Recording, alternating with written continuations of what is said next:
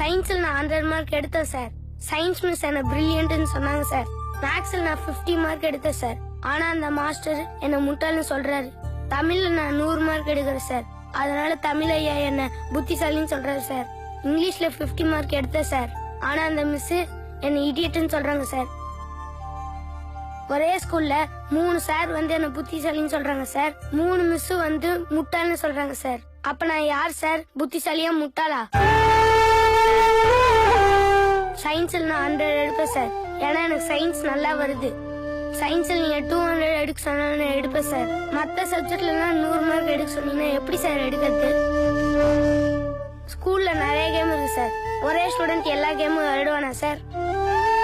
அதே மாதிரி எல்லா சப்ஜெக்ட்லயும் ஒரு ஸ்டூடெண்ட் எப்படி சார் மார்க் வாங்க முடியும்? சொல்லுங்க சார். எனக்கு எது வருதோ அதுல மார்க் வாங்கினேன். இப்பதான் உன் பிரச்சனை என்னன்னு எனக்கே தெரியுது. ஆமா, உன் மாஸ்டரால இவ்வளவு பிரச்சனை இருக்க, ஹெட் மாஸ்டர்கிட்ட சொல்ல வேண்டியதானே? அவரே பிரச்சனை சார். அவரால உனக்கு என்னடா பிரச்சனை? எங்க ஸ்கூல் பேக் இருக்குல்ல சார், அந்த வெயிட்ட தூக்கி பாத்திருக்கீங்களா? நான் தூக்குனது இல்ல, என் பசங்க தூக்கிட்டு போவானுங்க. அத நான் பாத்துருக்கிறேன். பாவமா தாண்டா இருக்கும். ஆமா, அவ்வளவு வெயிட்டா வாடா இருக்கும் சார். செம வெயிட் சார். முதுகுலாம் வலிக்கும் சார்.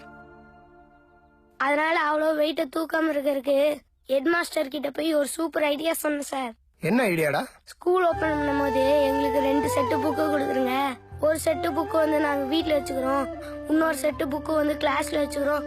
வெயிட் தூக்க வேண்டிய அவசியமே இல்லைன்னு சொன்னேன் சார். நல்ல ஐடியா தானே, இத ஃபாலோ பண்ணலாமே. உங்களுக்கு தெரியுது சார் அது நல்ல ஐடியான்னு, ஆனா அவருக்கு தெரியலையே சார்.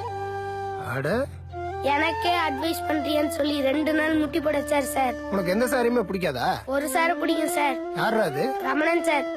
ரமணனா? அவர் எந்த சப்ஜெக்ட் எடுக்கிறாரு? அவர் வாத்தியார்ல சார்.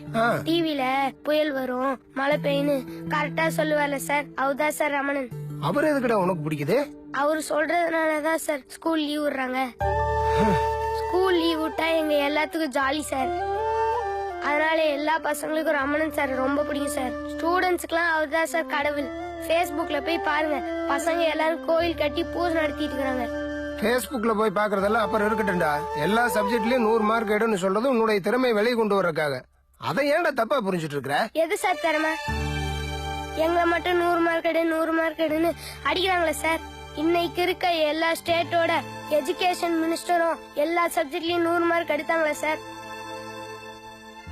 அது மட்டும் இல்ல சார், 100 மார்க் எடுத்து IAS IPS ஆனவங்கலாம் கவர்மெண்ட் கிட்ட சம்மன் ஆயிட்டு இருக்காங்க சார்.